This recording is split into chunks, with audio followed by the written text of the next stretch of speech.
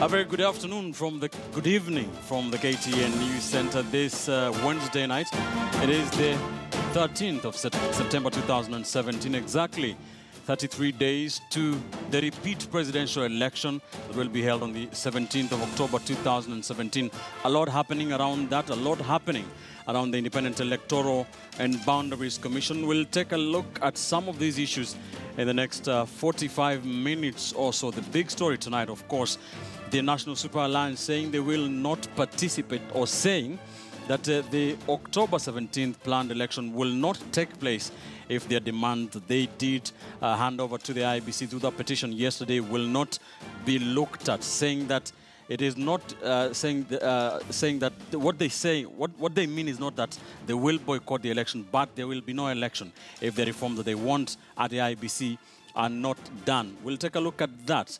My guests are already here with me. Let's start with that parliamentary group meeting for the National Super Alliance that was held earlier today, and listen to what they had to say. Let's listen in to Moses Wetangula.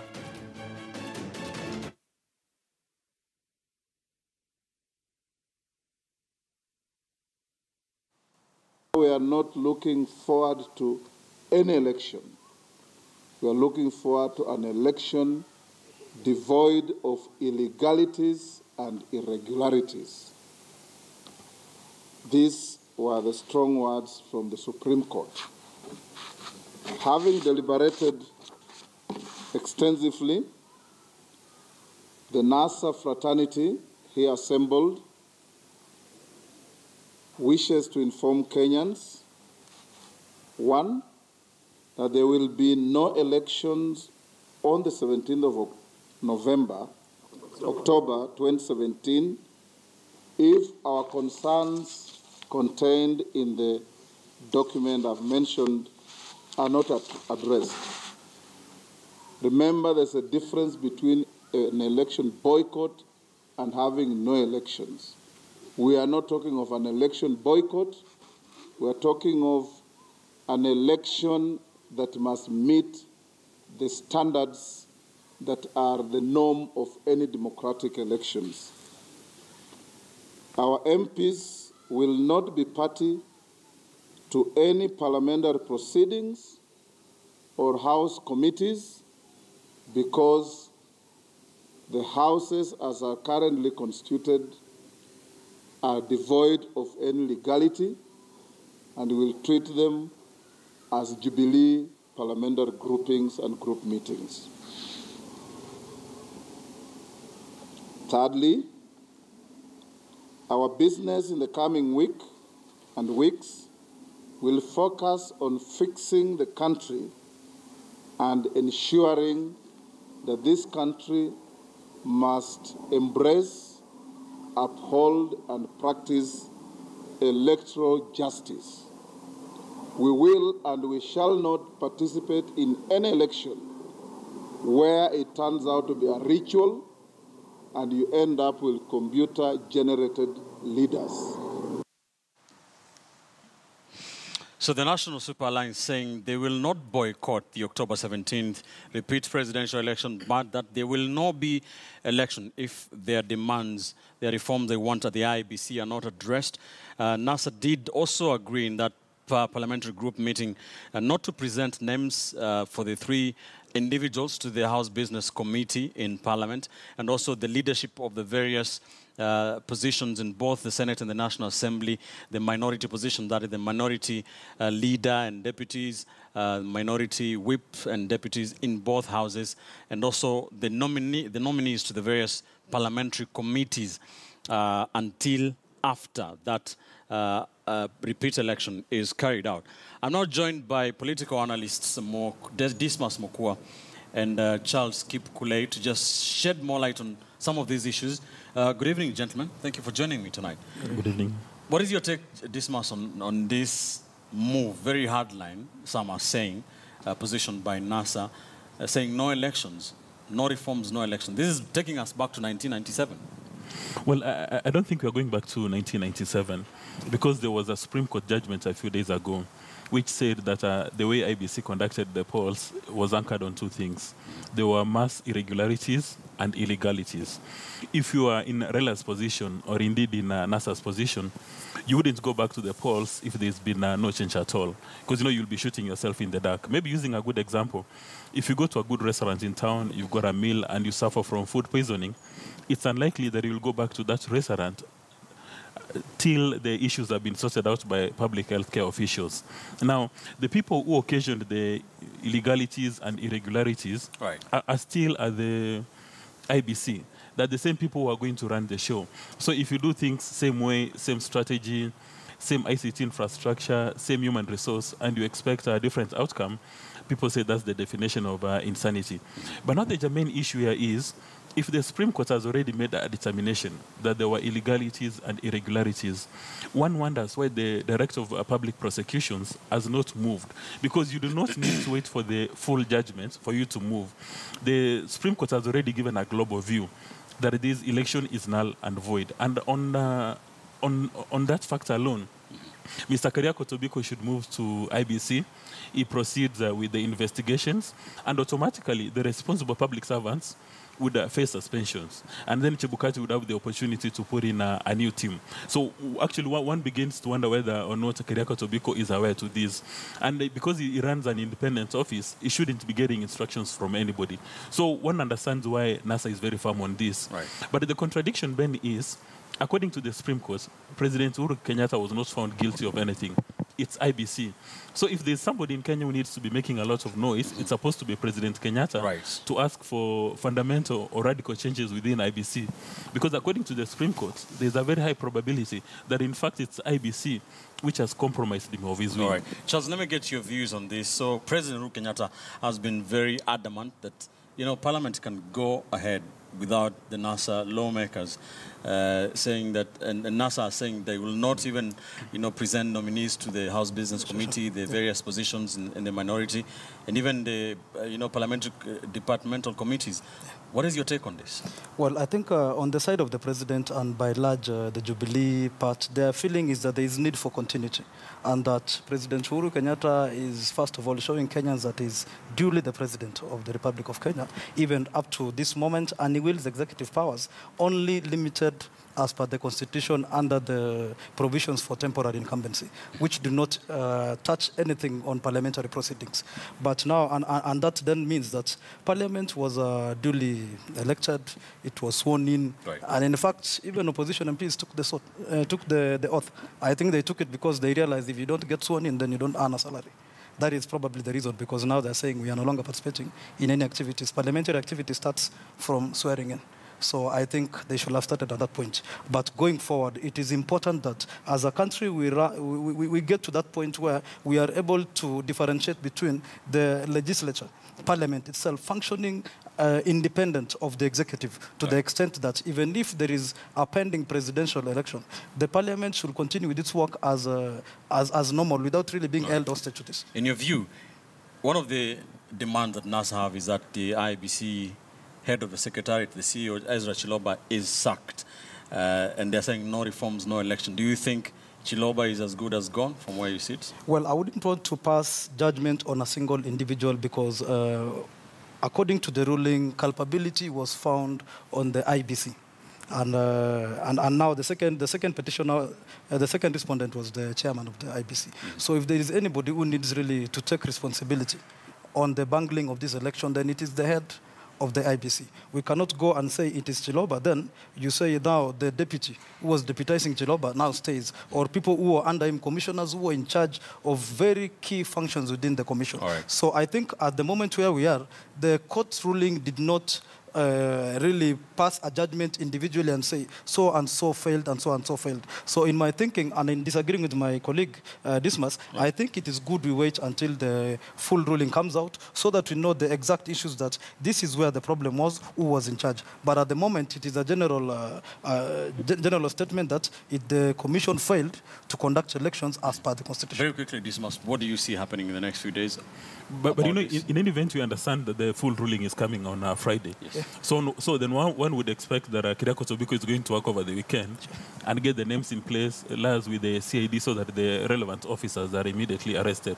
But again, there's another elephant in the room. This is a small matter of the server. Right. One still wonders how come the server has not been opened up. And you recall Mr. Raila Odinga was here yesterday and they did an interview on KTN. And he seemed to suggest that some results started coming as early as on the 7th of August, a day before people cast their ballots. Why can't somebody have the energy or alacrity to open up the server so that we can go through this information as Kenyans, so that we can have that confidence that the election was free and fair?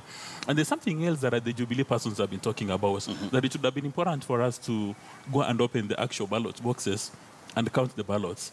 One wonders why President Kenyatta's lawyers did not make that kind of application at the Supreme Court, so that we can get those ballot boxes, we open them up, and we do a physical and manual count at Kasarani. All right, so that is a story we are keeping an eye on. No reforms, no polls. That is what the National Super Alliance is saying. They have advised their members, the elected members of parliament, to focus for now on the presidential election campaigns and not to be involved in any parliamentary business. That is what they are saying, that there will be no election on the 17th of October if their demands are not met. Elsewhere, still in matters campaigns, the NASA governors that are in the western and Nyanza parts of the country did also speak today, hitting out at the Jubilee government, hitting out at IEBC, and saying they will continue to campaign for the NASA presidential candidate, for the NASA leader, the presidential flag bearer, Raila Odinga. Let's listen in to what they had to say earlier today. We are really surprised when the President of the Republic of Kenya, Uhuru Kenyatta, was addressing leaders from Kisii in Nakuru today at State House. For him to say that those Jubilee candidates who flopped at the elections and have filed petitions against our two colleagues, Governor Ongwae and Governor Nyangarama, that he is going to ensure that the courts rule in their favor. I don't understand how a president can issue such a statement, obviously showing that he thinks very little of the independence of judiciary. He has no respect for due process and the rule of law. That leaves it to the judiciary to determine the outcome of such a petition or such petitions, and for him not to decree a forethought what the results should be. These are some of the creeping threats of authoritarianism that we are seeing in this presidency, and that has made the people of Kenya very determined that on the 17th of October, they must elect Raila Amolo Odinga as the president of Kenya to put in check this creeping authoritarianism that we are seeing. For example, in the statement issued by the president today, we as governors of this region condemn that statement in its totality and discourage the president for any further intimidation of the judiciary, as he demonstrated today. Governors from Nyanza and Western standing by the NASA presidential flag bearer and leader Raila Odinga. On the other side, still on the matters of IEBC and the preparations for the October 17th presidential repeat presidential poll, leaders from Northeastern Kenya also did come out to air their views and weigh in on the issue of IEBC and its preparations and the pressure that is coming from both sides of the political divide. If you have anything against Professor Gulie and Molu or any other commission office holder, you go through Article 251 of the Constitution for their removal. You cannot chest thump and say, I am going to remove them from office. As who? You are not the Constitution yourself. So we are here. We had a PG last night. We discussed, and we have agreed to come and tell the nation and our people that we will not allow any longer Raila Odinga to profile members of our community who are discharging their duty in accordance with the Constitution. Nobody can use politics to profile and Professor Gulie. Professor Gulie is capable, he's educated, he went there by merit. Nobody gave him through the back door the position he's serving. So we are saying we are here to protect our own. Nobody can come and just blacklist them. It is not right, and we will not accept anyone who wants to profile anybody from northern Kenya. Northeastern leaders protecting, coming out in defense of one of the IEBC commissioners, Commissioner Gulie. And earlier before that, we did hear the Nyanza and Western governors talking about the meeting at State House Nakuru today between President Uhuru Kenyatta and leaders, select leaders from Kisii and Nyamira counties. We'll talk about that later. But one of what we are talking about, the major things today, is what has been ongoing in this country, and that is a split politics being played by both sides of the political divide. We have seen both Raila Odinga and Uhuru Kenyatta trading political barbs, judiciary skipping the opening of the 12th parliament yesterday. But all this, where does this leave this country, even as Kenyans continue to count down 33 days now to the October 17th repeat presidential election as directed by the highest court in the land? Our senior political affairs reporter, Duncan Haemba, takes an in-depth look. Of war pitting President Uhuru Kenyatta and Raila Odinga on who reigns supreme manifested itself on Tuesday afternoon when the two leaders held parallel events in the capital. As President Kenyatta officially inaugurated the 12th Parliament, NASA Chief Raila Odinga led members of Parliament under his fold to boycott the president's function by holding a rally in Kibra constituency as a sign of open defiance. Not only did NASA MPs boycott the event, but also the judiciary, which for the first time in the Commonwealth traditions gave the function a wide berth. The bare knuckle politics played out over the weekend. You are a candidate, my brother. You are not a president. Yeah. That is what you are. Manake hana heshima kwa taifa la Kenya. Tunamwambia Uhuru Kenyatta, Kenya hii si ya baba yako. Si yako. The president fired his salvos during a rally in Kapkatet, Kericho County, while Raila Odinga responded in equal measure during a rally in Machakos County, with the bone of contention being the IEBC. Hao ambao wanaishi huko Nairobi kila saa, waende pia wakafanya campaign. IEBC, do your job. Tunaelewana? Kwa sababu Kenya hii hatuwezi kuendelea kuumia ati kwa sababu tunasungushwa na watu wawili watatu. Sasa wewe sio rais. Wewe unashikilia tu. Unaning'inia tu. Sio? Tutakung'oa. That job does not belong to anybody else. It does not belong to the High Court. It does not belong to the IEBC. It does not belong to Raila Odinga. It belongs to the people of Kenya to exercise their sovereign right to elect the government of their choice. Na wewe kama sasa unafikiria utaendelea kutuzungusha hapa ati ndio uwe na serikali ya nusu mkate. Mimi nakuambia mchana Bwana Raila, hakuna serikali ya nusu mkate ambayo itakuweko. Hakuna. Tulishinda yeye na kura 1,500,000. Sasa mara hii nataka tufikishe 4,000,000. Mko tayari? This comes amid Jubilee's scathing attack against the judiciary over the nullification of the presidential election results. It is a political split that has clearly split the nation into two, a development that might as well be seen as a case of sins of their fathers in the 60s, now haunting their sons almost half a century later. Duncan Haemba, KTN News. All right, Dismas, that story by Duncan, is it that bad, or are we being too sensitive here? What we've seen already on the campaign trail Is it too divisive from where you sit? It's actually, for Kemba's story, it's right in the middle. Because what Mr. Raila Odinga is doing and what President Kenyatta is doing started at independence.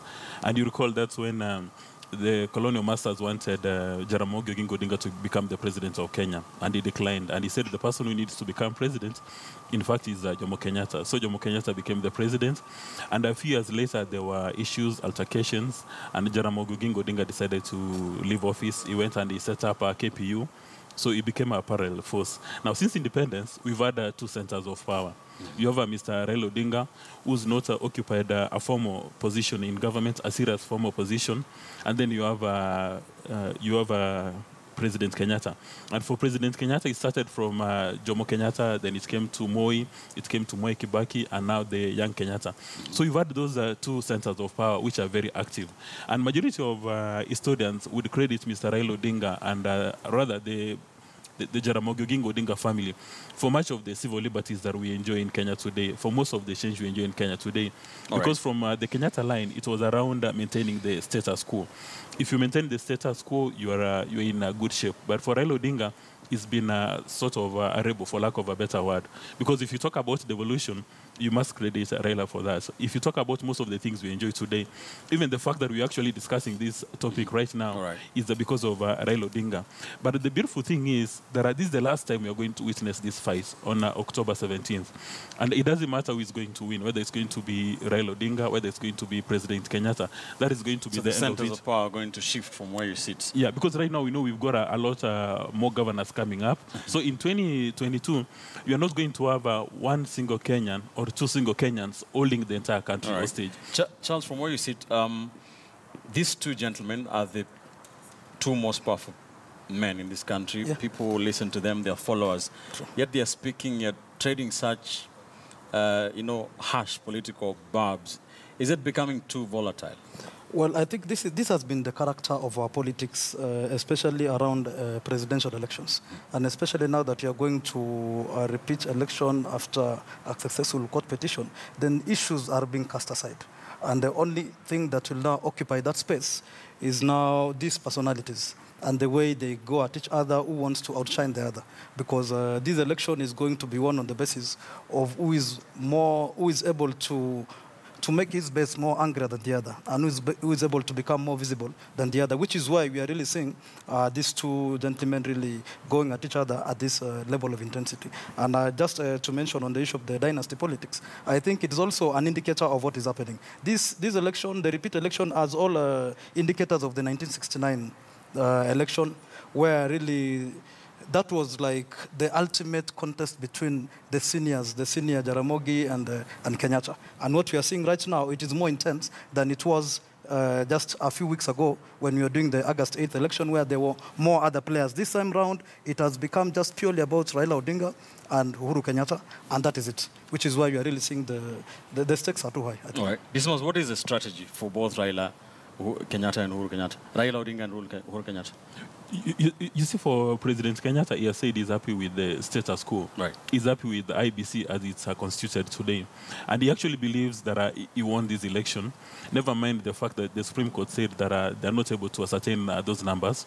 But he believes that if you go to the election with the current setup, is going to beat Mr. Raila Odinga.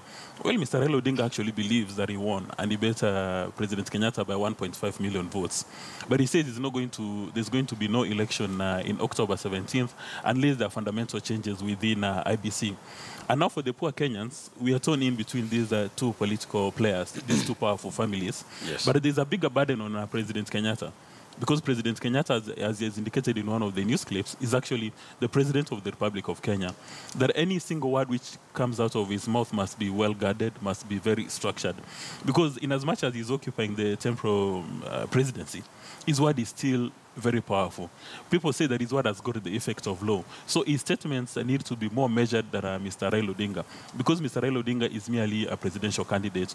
And all over the world, when you're having incumbents running, they're very guarded. You're not supposed to see them becoming emotional in the public space. They're supposed to be very structured so as not to arouse any fear. Because, there are so many people who serve What if their opponents are not so guarded? No, but you see, the bigger burden is with the President of the Republic of Kenya. Because when he says something, there's an entire bureaucracy under him. The entire executive is under him. So you could have some overzealous public servants who want to act in a manner to please the president, or who think that, in fact, they're implementing the presidential directives, and they can go overboard and cause mischief. The bigger burden is always with the president, with the incumbent. Charles, do you think the president has been not presidential? No, I don't think so. I think the biggest challenge is Kenyans across the divide. The biggest tragedy with our politics is that the office of the presidency has really been eroded in the face of the public.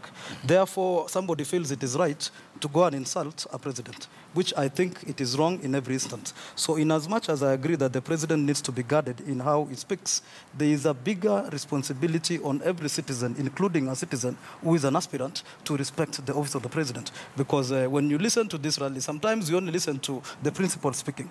But these rallies run for almost 3-4 hours. If you take your time and listen to what some of these people say in these rallies with regard even to addressing the presidents, their words, I cannot even say here live on TV. So but they're being said said democracy, there. Right? It happens in a democracy. So I'm saying if you are going to accept the fact that you can take a public platform and just insult a president, then you equally do not have a moral platform or the high ground to say, Mr. President, you need to be presidential, because at the end of the day, this president is a human being. This president is a person who feels, when you look at me, don't you have any sense of respect to the office that I carry? Therefore, I'm not validating the fact, the argument that a president should not be guarded in what he says. The bigger thing I'm saying is that as citizens, we have a bigger responsibility to respect our leaders, including the president. Right. But you know, Ben, the moment you take a decision to run for a public office, even right from an MCA level, when you're operating at your ward level, you are given a stature above the other voters. Right. And this is especially important for the president, because the president, number one, outside these many functions, is the symbol of national unity. And when you have the president and his deputy, when they're doing campaigns, using all manner of words like Yule Jamaa Vitendawili, Yule Mganga, then people may say this is actually a best practice in this democracy. That insulting people is a best practice. All right. That's where we leave it. You're watching Kivumbi2017. We take a quick commercial break. When we return, we'll take a look at the hunt for votes, especially the so-called battlegrounds regions in this country, where pundits have been saying the two presidential hopefuls will be focusing their campaign energies on. Earlier today in the county of Nakuru, at State House Nakuru, President Uhuru Kenyatta did meet a section of leaders drawn from the larger Kisii area in efforts to try, of course, and lock that particular vote down. We'll talk about that next here on Kivumbi 2017.